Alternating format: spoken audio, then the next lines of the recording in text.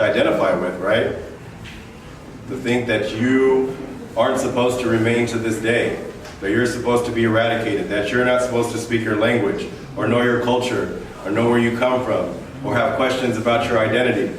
That's a realization that only my generation has to face, but including the generation that we currently provide services for.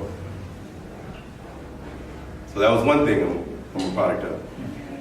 The other thing I'm a product of is the people who've touched my life in one way or another since I was born.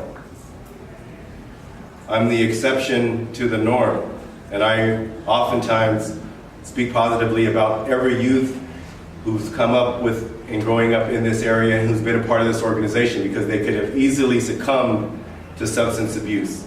They could have easily committed suicide. They could have easily taken the easy road out, right? But we didn't. And why? It's because we had people who believed in us. We had people who cared for us. Might not have been our mother or father, but it was somebody who gave you a helping hand when you needed it. Who said, this isn't going to define who you are. This isn't going to be the space that you're going to remain. You're going to grow and become whatever you want in this life. And I did. And I'm still going.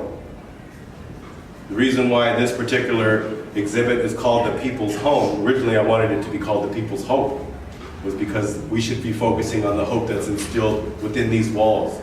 But home isn't confined to any living space or any particular structure. Really, home is defined by the people who make it, right? It's the people who love, who care about us. It's our community. It's the people who struggle with you. Good evening, everyone. My name is Joseph Quintana. I'm from Cuba, Pueblo.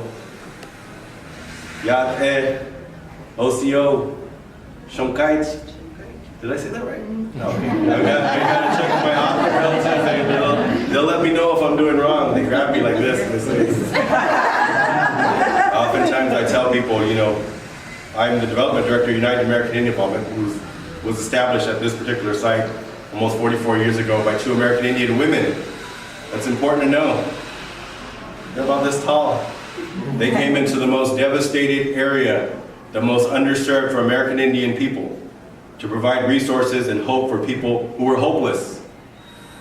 That was here. LA looks a lot different from the way that I remember it. There's a lot of development that's taken place, and that's all right. Gentrification has moved our people outside of this downtown area into the outskirts of LA. Originally, this place was started by 2 people, $150,000 budget, quickly grew. 4 people, $300,000 budget. Right now, we sit at about 83 employees and a $7.9 million budget. We operate the only American Indian clinic in all of Los Angeles. It includes predominantly American Indian staff. We operate substance abuse counseling, youth services, our own high school to this day. And it really comes from the people. The people who've made this place great were found inside these walls. There's a tape that's on a loop here, and hopefully you'll get a chance to listen to it sometime. And it's of our founder, Baba Cooper, who talks about the racial intimidation that she faced, not from the people around here, but from law enforcement. She talks about how battered and raped women were left on the doorstep. Also, there's another video that features Robert Sundance, who's from Standing Rock, Sioux. Have you guys heard of Standing Rock? I've heard of it lately. Well, we don't think about him and what he's done. Self-identified drug, been arrested over 500 different times. Sued the county for the way that alcoholics were treated. And he won.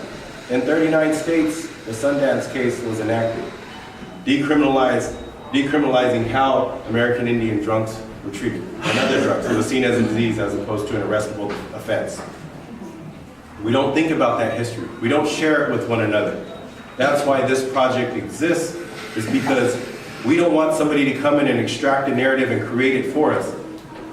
We have the people who are the books, who are the storytellers, who are the conveyors of knowledge. That's an American Indian concept. That fits very well in our cosmology and how we do things and how we operate. So why not us take ownership? We might not have the field, we might not have the background, Well, we have the know-how. And that's to find people who do, which we did. And we've been touched in positive ways at every step in some way. You know, we're in the business of really providing hope. It's a tough business. You work long shifts, you make little to no money, you're not going to always get a pat on the back. So where do you think that drive comes from? It's from seeing that youth overcome. It's from you knowing that kid, when he becomes an adult, he's not going to fall into substance abuse.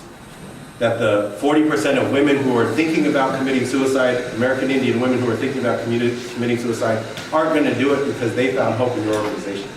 And somebody believes in them. And it still happens to this day. It was difficult to come back to this space. This is the first time any public viewing has ever taken place in our 44 history. Anytime. We're new to this. There's going to be some growing pains. But we had a lot of conversations going into this. Why should we go back? There's nothing there for us. When we left, we left. What's there to go back to? When we left this place in 2000 and formally moved across to the western part of LA, the Indian community didn't stay here, they came with us. Because we built those roots and ties with the community. And who knows where we'll go in the next couple of years. Maybe we'll move again.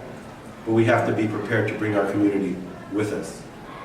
One thing I'll tell you now that I'll end, you know, as Indians, we don't have to make things quick. It takes a long time to do things. But Baba Cooper talks about that. Setting up shop down here, if the American Indian community didn't want you, you weren't going to last long. For us to last 44 years to get to this point, that doesn't mean that we're promised another year. That means that we have to continuously interact with our community, be at their level, let them know that they matter. And at the same time, we have to build other advocates and supporters who can work on our behalf. And that's you all. Because as you go on, now you've heard my story. And you're going to start to take ownership of it in your own way, based upon your own experiences, based upon what you know. And you could potentially be a voice for us. So like I said, my name is Joseph Quintana. There's some wonderful people in here. People, I don't speak just for myself. I represent my organization. I represent my community. I represent my staff. I represent my tribe. I represent my ancestors. No pressure. No pressure at all.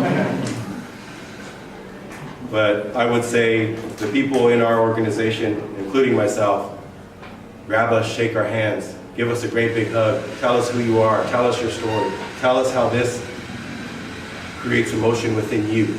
Ask us a bunch of questions, especially these guys over here.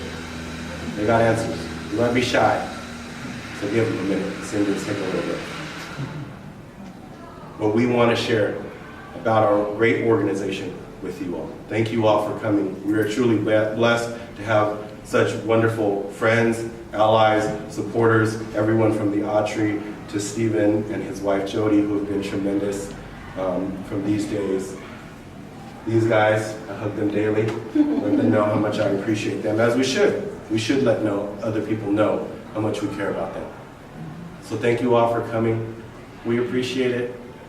And look at the photos, get in there, see who's in there, get in touch with those people. Some of these people we never saw again. We might have provided services to them for 6 or 9 months, and we never knew what happened to them. That doesn't mean we don't ever stop caring.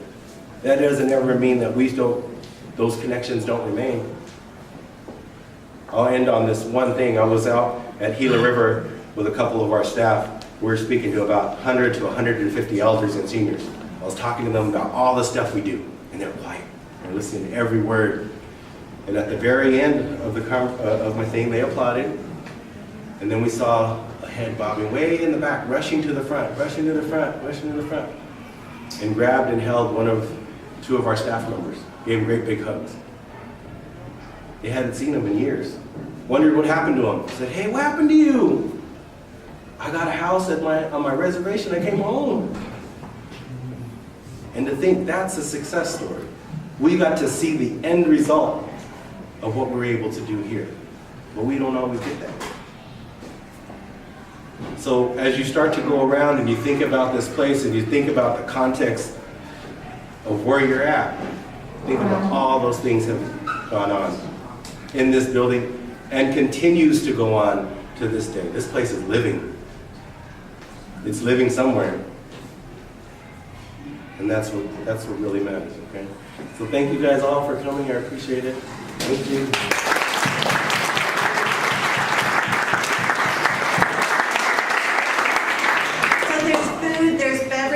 I'm going to set out some posters here for people to sign. If you're a part of the project, you want to be part of the project, it's just a little archival thing. It's in my blood. Sorry, I'm making some more documents here tonight.